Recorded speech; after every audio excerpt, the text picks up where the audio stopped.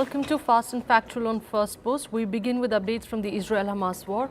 Israeli Prime Minister Benjamin Netanyahu has laid out plans for a post-war Gaza. Netanyahu has said Israel has no intention of permanently occupying Gaza. He added that Gaza will be demilitarized once Israel's goals of eliminating Hamas and freeing hostages are achieved. Earlier this week, Israel said it is planning to draw down troops from North Gaza. This came amid increasing pressure from the West to scale down offensive in the Palestinian enclave. Tensions at the Israel-Lebanon border are expected to rise further. The Israeli military chief has asked soldiers to dismantle Lebanon. He said, and I quote, "There is no village in Lebanon that you cannot enter and dismantle." On Tuesday, Hezbollah attacked an Israeli army base in response to the killing of its commander. Fighting has escalated at the border in recent days, but both sides have been exchanging fire since the Israel-Hamas war broke out. The Israeli military said it had found evidence of hostages in an underground tunnel in Gaza's Khan Yunis city. The military showed a tin hut covering the tunnel's entrance in a residential yard. A makeshift ladder led to the narrow underground pathway about 2.5 meters below. However, the army did not say what exact evidence was found in the tunnel. Palestinian Red Crescent has said that 4 members of the group were killed in an Israeli strike. On Wednesday, an Israeli strike hit an ambulance near Deir al-Balah in the central Gaza Strip. Video showed PRC members in tears after seeing their colleagues lying lifeless on a hospital floor. America has said that US and British naval forces shot down 21 bomb-carrying drones and missiles fired by the Iran-backed Houthis. The projectiles were headed towards international shipping lanes in the southern Red Sea. Britain's defense minister said it was the largest attack in the area by the Houthis since November 19th. The UN Security Council has demanded Yemen's Houthis to immediately end attacks on the Red Sea. The members also called on the militants to release the Galaxy leader, which was the first vessel they had seized. However, the Houthis have dismissed the US-led resolution. Instead, one of their leaders has accused the United States of violating international law. Meanwhile, Israel will appear before the International Court of Justice today. This is for hearings in a case filed by South Africa accusing the country of committing genocide in Gaza. The ICJ will hold sessions for 2 days. Israel has said it will appear before the court to quote-unquote dispel South Africa's absurd blood libel. Also a distraction. On to other top stories now. Ukrainian officials have said that 2 Russian missiles struck a hotel in Kharkiv city. The attack left at least 11 people injured. Footage shows the hotel windows blown out. Its balconies were also destroyed with large piles of rubble lying in the street below. The United States and 7 other nations have accused Russia for exploiting its position as a permanent member of the UN Security Council. They've accused Russia of violating international peace and security by acquiring North Korean missiles and firing them into Ukraine. Last week, White House said that Russia recently used ballistic missiles sourced from North Korea to conduct strikes against Ukrainian cities. The Ecuadorian army has arrested hundreds after they were deployed to restore law and order across the country. The armed forces arrested over 300 people labeled as terrorists. They added that 5 others were killed as a part of security operations. Ecuador has been witnessing a wave of violence over the past few days. This was after the Latin American nation's most wanted gangster disappeared from his prison cell on Sunday. 15 people have died in violent unrest in Papua New Guinea. Violence broke out in the capital city of Port Moresby and the second largest city of Lae. This was after peaceful demonstrations by police, defense and other public servants escalated into deadly riots. Hundreds flooded the streets and shops and businesses were burnt down. Footage shows fires and mass looting amid angry protests. Chinese President Xi Jinping met with Maldives President Mohamed Muizzu yesterday. This was after Muizzu's first state visit to China, where Xi referred to him as an old friend. Both the leaders agreed to strengthen the cooperation between the 2 countries. Xi said he backed increasing the number of direct flights between the two countries. The meeting came amid rising tensions between India and the Maldives. Over the weekend, tensions escalated after 3 ministers from Maldives posted derogatory remarks against Indian Prime Minister Narendra Modi on social media.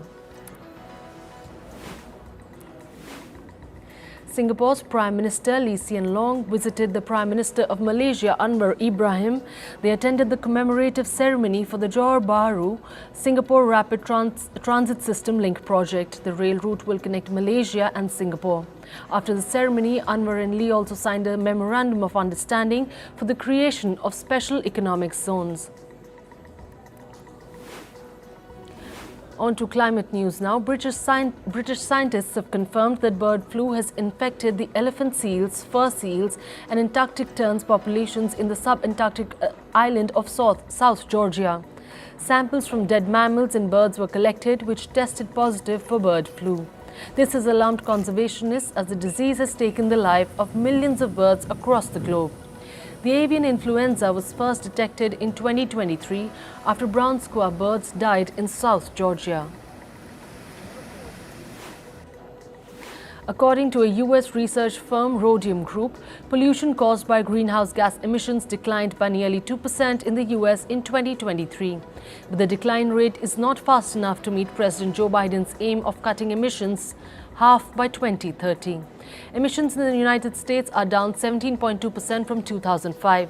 The report states US is on track to cut greenhouse gas emissions about 40% below the 2005 levels by the end of the decade. Parts of Pennsylvania continued to receive more than 10 centimeters of rain due to the storm which battered parts of US with fierce winds and rain leading to flooding. Authorities want people not to ignore emergency warnings as roads were damaged, trees fell and power lines were down. The firefighters rescued dozens of people from flooded and washed out roads. At least one person died and several others were injured in an avalanche near a ski resort in California. The incident happened near Lake Tahoe, which shares border with California and Nevada. The likely cause of the avalanche is the series of winter storms that have been passing through the region.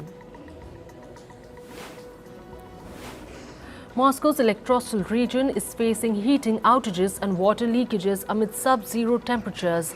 Authorities had arrested 3 people over heating outages on 9th of January. Moscow has been facing a harsh winter this season, with temperature in electoral reaching minus 11 degrees Celsius on Wednesday. According to a latest study published in a British magazine, rapidly melting snowpacks due to human-caused climate change are threatening the water supply of hundreds of millions of people. According to researchers, the reduced snowpack in the mountains has already affected 80% of the northern hemisphere population. Snowpack is the accumulated snow which melts in spring and becomes a vital reserve of fresh water. India's capital city of Delhi recorded its highest ever winter peak power demand at 5,611 megawatts yesterday. According to the data by the State Load Dispatch Centre, since 2024, Delhi's demand has increased by 8%. The city experienced a temperature of 7.1 degrees Celsius on Wednesday. Earlier, the IMD issued a cold day alert for northern states in India, including New Delhi. On to business and tech news. In a watershed moment, the US securities regulator has approved the first US-listed exchange-traded fund to track spot Bitcoin. The fund will track Bitcoin's spot price in real time. Until now, only futures-based Bitcoin ETFs have been available. The fund will give investors exposure to the world's largest cryptocurrency without directly holding it. Japan's benchmark stock index Nikkei reached its highest since February 1990 today. The Nikkei 225 share average was up 1.94%, going beyond 35,000 by the midday close. The index is on track for a third straight day of gains. It will close in on its largest weekly rise since March 2020. Argentina and the International Monetary Fund have finalized the details of the country's $44 billion loan program. The IMF has unlocked more than $4.7 billion to be dispersed under the program. This comes as Argentina's annual inflation is heading towards a whopping 200%.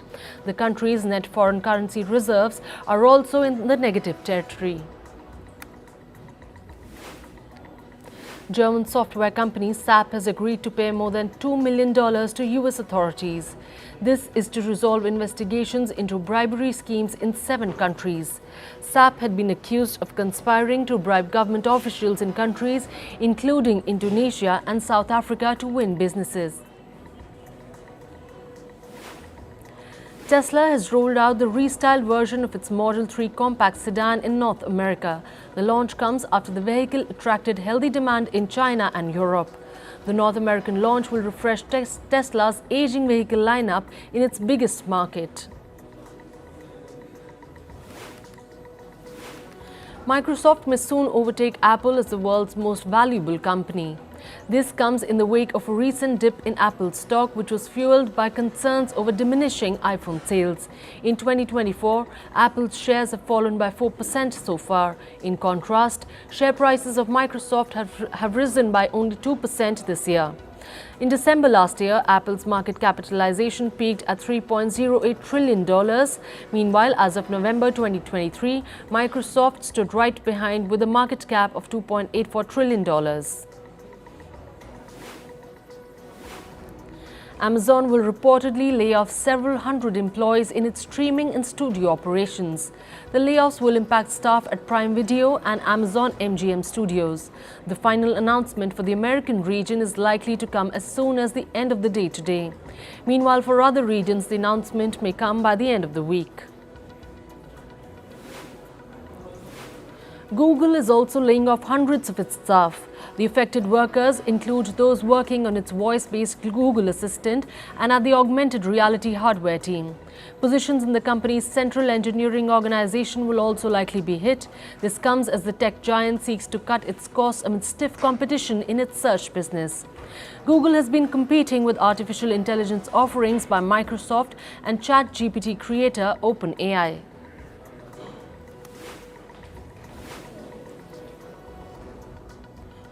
OpenAI CEO Sam Altman will reportedly meet US House Speaker Mike Johnson today.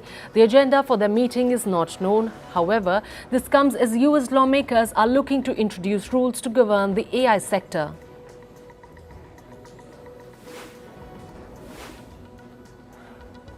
Meanwhile, OpenAI is also in talks with media firms like CNN, Time and Fox. The AI startup is looking to license their articles to train its viral chatbot, ChatGPT. This comes as OpenAI faces multiple lawsuits accusing it of using copyrighted works to train its AI products.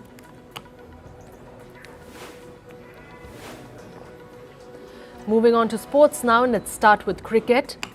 India is hosting Afghanistan for a 3-match T20 international series. Batter Virat Kohli will not be available for the first match due to personal reasons. Indian veterans Mohammad Shami and KL Rahul have been rested for the series. The first match will be played today in the Indian city of Mohali. New Zealand will host Pakistan for 5 T20 matches. Captain Kane Williamson has returned to the Black Cap squad. Batter Rachin Ravindra has been rested for the series. Pakistan have just completed a test tour of Australia and they're looking to bounce back after suffering a 3-0 washdown under. The first T20 between New Zealand and Pakistan begins on Friday. In football, Liverpool fought back to beat Fulham 2-1 in the first leg of their EFL Cup semi-final. Willian opened the scoring charts with a goal in the 19th minute for Fulham. In the second half, Liverpool equalised on a goal from Curtis Jones in the 68th. Just 3 minutes later, the Reds scored again on a strike from Cody Gakpo. Now Liverpool have 1-goal lead and face Fulham again on the 25th of January. Lazio beat AS Roma 1-0 to qualify for the Coppa Italia semi-final. The game was scoreless in the first half. In the 51st minute, Mattia Zaccagni scored the only goal of the match. Lazio will now face Inter Milan on January 20th. Real Madrid beat Atletico Madrid 5-3 in the Spanish Super Cup semi-final last night. The game was tied 2-2 at half-time. In the second half, Real fired 3 goals with 2 of them coming in injury time. Real Madrid will now face either Barcelona or Osasuna in the finals. Centre forward Antoine Griezmann became all-time top scorer for Atletico Madrid last night. Griezmann scored 1 goal for Atletico as they beat Real Madrid in the Spanish Super Cup semi-final. The Frenchman has now scored 174 goals for Atletico. Just this season, Griezmann has scored 17 goals in the 27 matches he's played. In badminton, Indian men's duo of Satvik Sairaj Rankireddy and Chirag Shetty won at the Malaysia Open. The tournament is being played in the Kuala Lumpur city. Rankireddy and Shetty beat their Indonesian counterparts 21-18, 21-15 in straight sets to advance to the round of 16. Meanwhile, the Indian women's duo of Ashwini Ponnappa and Tanisha Castro also advanced at the Malaysia Open. Ponnappa and Castro beat their Japanese counterparts 21-19 in the first set. Then the Japanese rallied back to win the next set 12-13. In the decider set, the Indian duo dug deep to win 21-15. Ponnappa and Castro will now play their quarter-final match tomorrow. In basketball, the NBA is all set to host some matches in Paris this week. The Brooklyn Nets and Cleveland Cavaliers will face each other in the French capital. At least 15,000 fans will be attending the regular season match. Normally, the NBA hosts its match in US or Canada. With the sport gaining popularity in Europe, this will be the third time that the NBA game is played in France.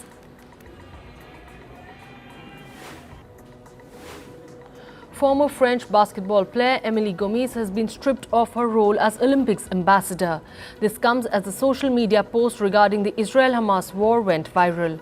After Hamas's terrorist attack on Israel in October last year, Gomez has shared a post showing France being covered with the flag of Israel with the caption saying, "What would you do in this situation?" The Olympics General Assembly says Gomez can no longer be an ambassador for Paris 2024 because she has violated the clause of neutrality. On to entertainment news now. The nominees for the 30th Annual Screen Guilds Awards were announced yesterday. Films like Barbie, The Color Purple, Oppenheimer and Killers of the Flower Moon have been nominated. In TV shows, The Last of Us, The Gilded Age and The Crown are in the race. Actors Jennifer Aniston, Margot Robbie, Cillian Murphy and Bradley Cooper have been nominated. The ceremony is scheduled to happen on the 24th of February in Los Angeles. The organizers of the 75th Primetime Emmy Awards have released a list of a star-studded group of presenters. Among the few are actors Pedro Pascal, Jenna Ortega and late-night show host Stephen Colbert. The 75th Primetime Emmy Awards will take place on the 15th of January at the Peacock Theatre in downtown Los Angeles. Actors Angela Bassett and Mel Brooks received the Honorary Oscars at the Governor's Awards. During her acceptance speech, Bassett said that she hopes the film industry provides more opportunities to people of color.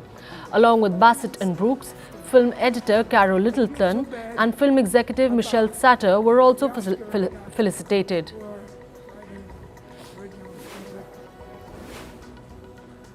Actor Keanu Reeves is exploring other arenas by turning into a novel writer. He announced on a talk show that his novel, The Book of Elsewhere, will release this summer. The book follows the story of an immortal warrior who wants to understand the curse of an eternal life.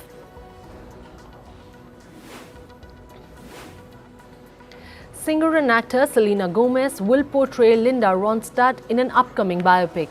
Gomez teased her role by posting a picture of Ronstadt's memoir on her social media. The biopic is currently in its pre-production phase. American singer Linda Ronstadt is often called as the First Lady of Rock. According to reports, a new Star Trek film is in the making with director and scriptwriter on board. The new story is set years before the Star Trek movie from 2009. The latest project will look to expand the Star Trek universe. The fourth film is being hailed as the final chapter of the series. Television Channel Max has cancelled the series Julia after 2 seasons. The period drama series debuted in March, followed by the second season in November last year. The story revolves around chef Julia Child, who introduced French food to an American couple through her cookbook.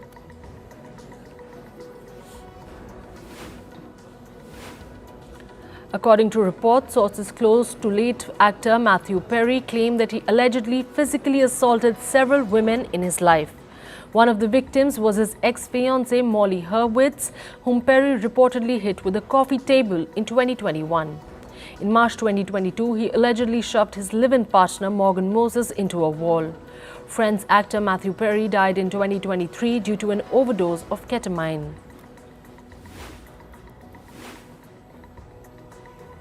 Law and Order actor Mariska Hargitay revealed about being raped in her 30s by a friend. She wrote in a magazine that she completely removed the narrative from her story so that she could survive. Hargitay further recalled going into a freeze mode when the incident happened in order to avoid physical violence. Actor Jason Momoa and Lisa Bonet are wasting no time to settle their divorce. According to reports, the former couple reached a conclusion a day after Bonet filed her petition. They've agreed to share the custody of their 2 children. Both actors have also waived their spousal support rights. The former couple announced their separation last year.